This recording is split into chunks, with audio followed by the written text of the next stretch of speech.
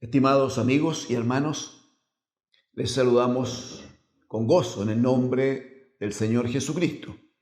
Quiero invitarle a que comparta conmigo, por favor, la lectura de la palabra del Señor, Evangelio de Juan, en el capítulo número 19. Evangelio de Juan, capítulo 19. Vamos a leer allí desde el versículo 38 y hasta el 42, 38 al 42.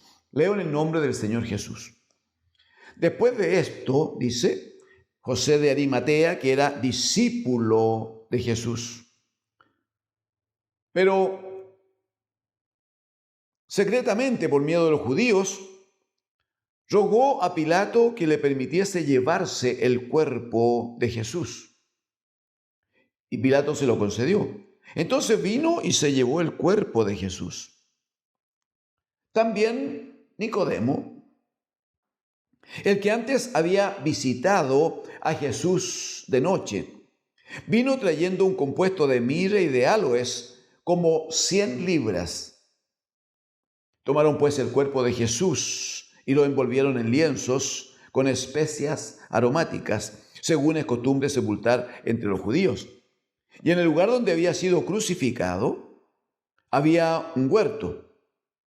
Y en el huerto, un sepulcro nuevo, en el cual aún no había sido puesto ninguno. Allí pues, por causa de la preparación de la Pascua de los judíos, y porque aquel sepulcro estaba cerca, pusieron a Jesús. Amén. Amén al Señor. Hemos citado antes, permítame volverlo a hacer, 1 Corintios capítulo 15, versículos 3 y 4, dice el apóstol allí que la predicación del Evangelio está centrada en tres verdades que son fundamentales, determinantes para nosotros, para la iglesia del Señor. Dice que Cristo, en primer lugar, Cristo murió por nuestros pecados conforme a las Escrituras. Pero luego dice, y fue sepultado. Fue sepultado también, aunque no está la frase allí, fue sepultado también conforme a las Escrituras. Hemos leído que viene un hombre llamado José de Arimatea, un hombre que los textos paralelos hacen notar que era un hombre rico, un hombre de mucho dinero. Él había recibido la palabra del Evangelio de Dios. Él había escuchado la predicación de Jesucristo y había comprometido su vida con el Señor. Juan da testimonio de él y dice que era discípulo, era seguidor, había aprendido de Jesucristo como maestro. Este José de Arimatea, que tenía un cargo importante, que era reconocido, dice que secretamente, es muy interesante, secretamente, dice, por miedo de los judíos. No por miedo de que le hicieran algo a él, sino por miedo de que se levantaran, de que hicieran notar que él también era discípulo, hicieran público el hecho de que él era un seguidor de Jesucristo. Dice que secretamente, por miedo de los judíos, rogó a Pilato que le permitiese llevar el cuerpo de Jesús. Enseguida va a nombrar a Nicodemo y vamos a observar que la condición es muy similar. Capítulo 3 de Juan va a decir que Nicodemo era un principal, o sea, un enseñador entre los judíos. Era un hombre de alto conocimiento de la ley, era un hombre que sabía y por lo tanto enseñaba a sus conciudadanos acerca de la palabra, los escritos sagrados. Pero también este Nicodemo, que ostentaba un lugar de privilegio en la sociedad, dice allí en Juan capítulo 3 que vino a Jesús de noche. También entendemos por esto que pasa en este día, también entendemos que Nicodemo se transformó en un discípulo del Señor, en un seguidor del Señor. Entonces se une José de Arimatea y Nicodemo, hombres ricos, hombres adinerados, hombres con una posición allí en medio del pueblo de Israel, el pueblo judío, ¿no? Por causa de sus formas de desempeño. Pero uno viene al Señor de noche y recibe la palabra, el Espíritu trata con él y se constituye en discípulo. El otro era un hombre que había escuchado la predicación del Señor y que, como dice Juan, entonces también era un seguidor, era un discípulo del Señor. Pero ellos cuidan de mantener su posición, cuidan de no ser afectados a causa de la fe que la palabra había puesto en ellos. Entonces, silenciosamente, cuidadosamente, entonces vienen ahora ante Pilatos para rogarle que les conceda el cuerpo de Jesús que debía ser sepultado. José de Arimatea había comprado un sepulcro. Dice el texto paralelo que había una gran roca allí donde él compró el lugar para el sepulcro, y dice que en la roca habían cavado dicho sepulcro. De tal manera que estando allí el lugar para dejar el cuerpo de los muertos, había entonces la posibilidad finalmente de tomar, hacer girar hacer rodar una gran piedra, y se constituía eso en la puerta que impedía la entrada de cualquier persona a dicho sepulcro. El hecho es particularmente singular, amigos y hermanos. Uno diría que toda persona que muere necesariamente tiene que ser sepultado, es verdad. Pero estamos hablando de Jesucristo, estamos hablando del bendito Hijo de Dios. Estamos hablando de que claramente el Padre había declarado una palabra profética de que cuando su Hijo muriera, así está dicho proféticamente en el Salmo, cuando su Hijo muriera, entonces dice que no iba a permitir que su cuerpo fuera destruido, ni dejaría su alma en el lugar de los muertos. Estaba proféticamente dicho, entonces claramente debía cumplirse todo lo que de él estaba escrito. ¿Y qué hay de lo que contenía o conllevaba esta muerte tan injusta del Hijo de Dios, un hombre que no había cometido pecado? Estaba escrito que la paga del pecado es la muerte, pero él no había pecado. Entonces, ¿qué pasa con este Jesús, este Hijo de Dios, este Dios hecho hombre, que por causa nuestra debe morir en la cruz? ¿Y qué hay de su sepultura? Porque tenía que también cumplir con ese procedimiento tan terrenal, tan humano, tan nuestro. Si usted me acompaña al profeta Miqueas,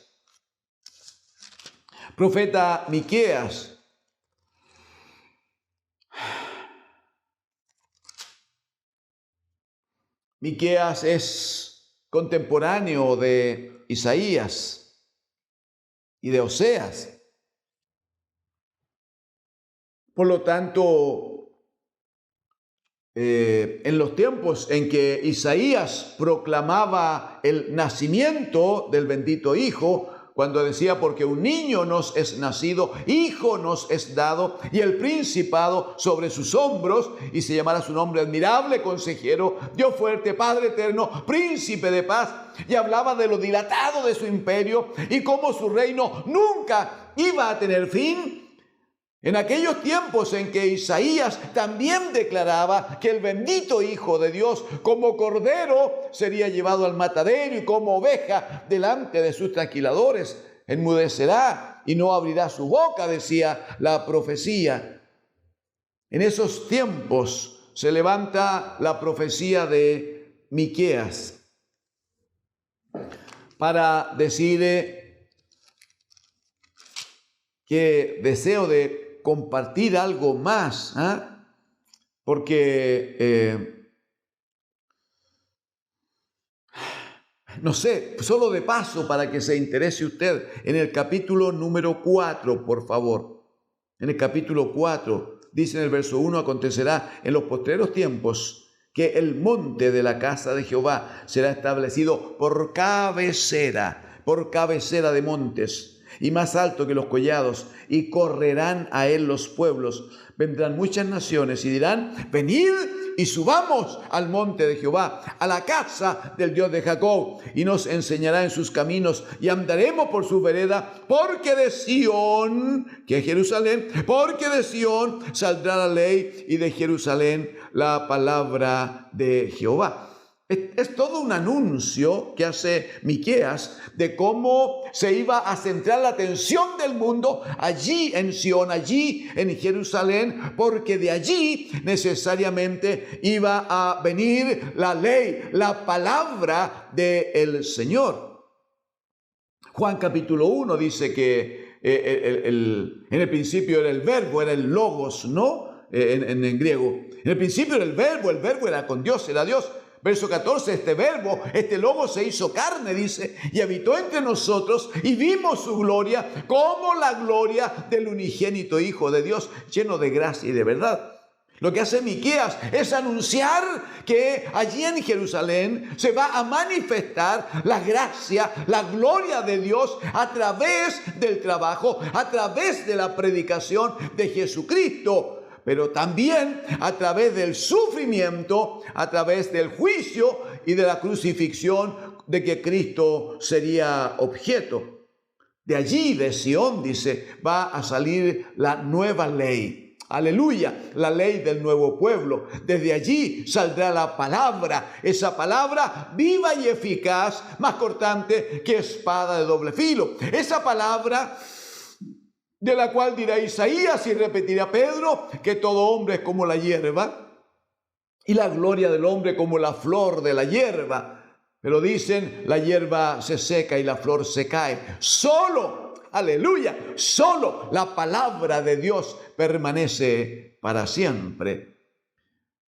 Entonces, este Miqueas que hace anuncios tan importantes en el capítulo 5, Miqueas va a señalar el lugar donde se va a manifestar la vida de Dios, que a través de su Hijo se hace presente en medio de los hombres. Y va a decir en el capítulo 5, verso 2, pero tú, Belén Efrata, pequeña para estar entre la familia de Judá, dice, de ti, aleluya, de ti me saldrá el que será Señor en Israel. Y sus salidas son desde el principio, desde los días de la eternidad.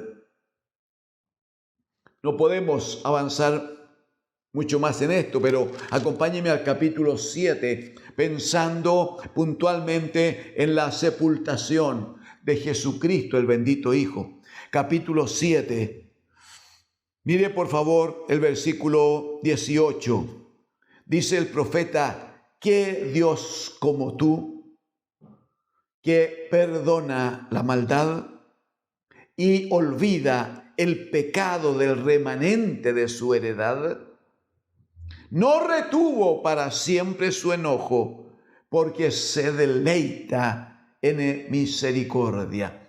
Qué hermoso testimonio del amor de Dios. Qué hermoso testimonio de la misericordia de Dios.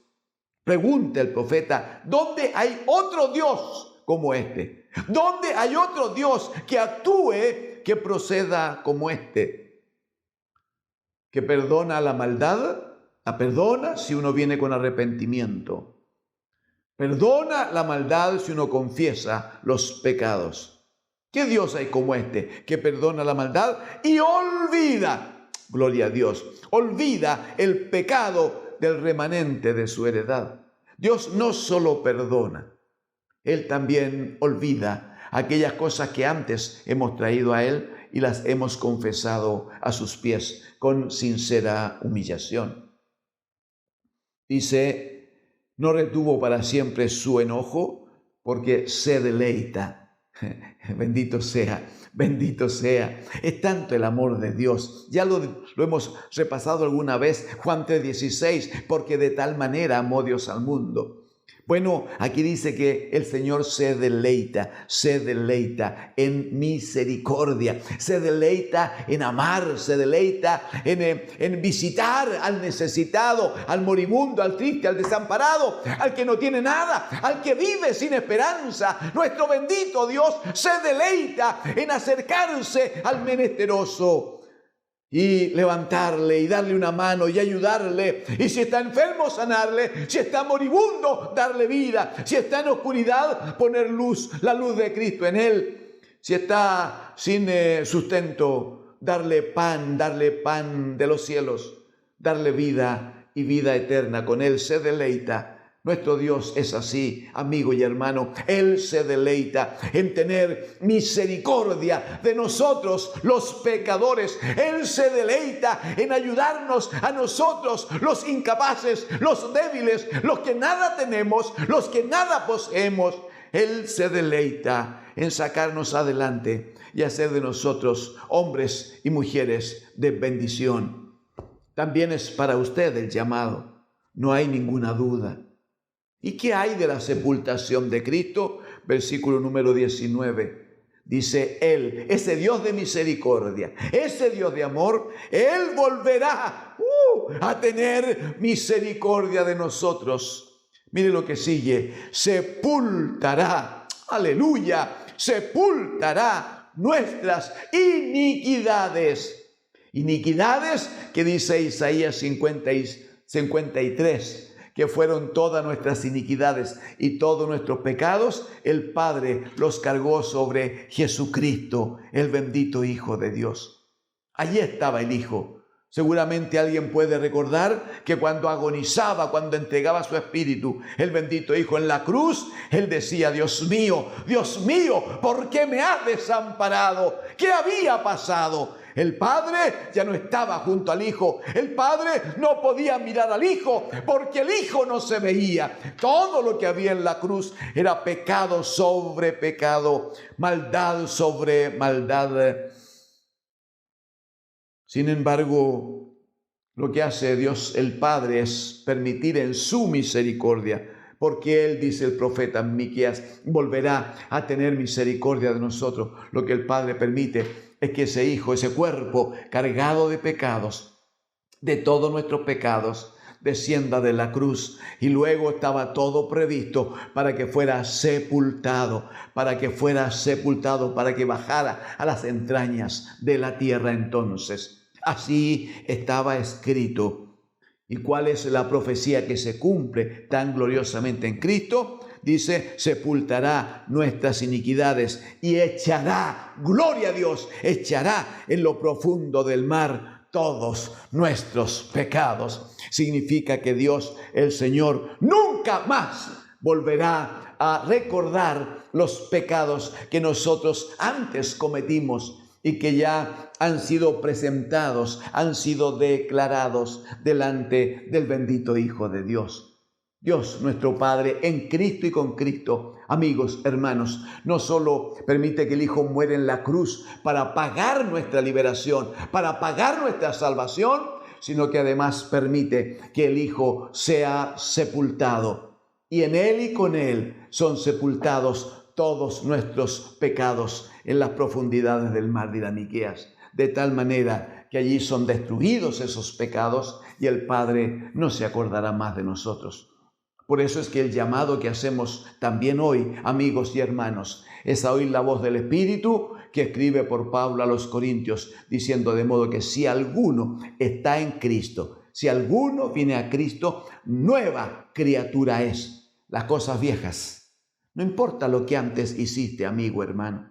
No importa lo que antes viviste, no importa lo que dijiste, no importa con quién te asociaste, no importa el acto pecaminoso, grosero, en que alguna vez hayas estado. Aleluya, la palabra del Señor dice por el apóstol Pablo, si alguno está en Cristo, nueva criatura, gloria a Dios, nueva criatura es. Las cosas viejas pasaron. He aquí en Cristo son todas hechas nuevas para gloria de su nombre. ¿Quieres tener paz? ¿Quieres llenarte de gozo, el gozo de la salvación de Dios? ¿Quieres que tu vida sea promisoria, independiente de lo que pase a tu alrededor? ¿Quieres tener la esperanza de una gran herencia con Dios en el reino de los cielos? Ven a Jesucristo ahora. Él murió por ti en la cruz, pero también Él cargó todos tus pecados como los míos y fueron todos sepultados, de tal manera que el Padre volverá a tener, ahora el Padre volverá a tener de nosotros misericordia. Que Dios, el Señor, te bendiga. Amén.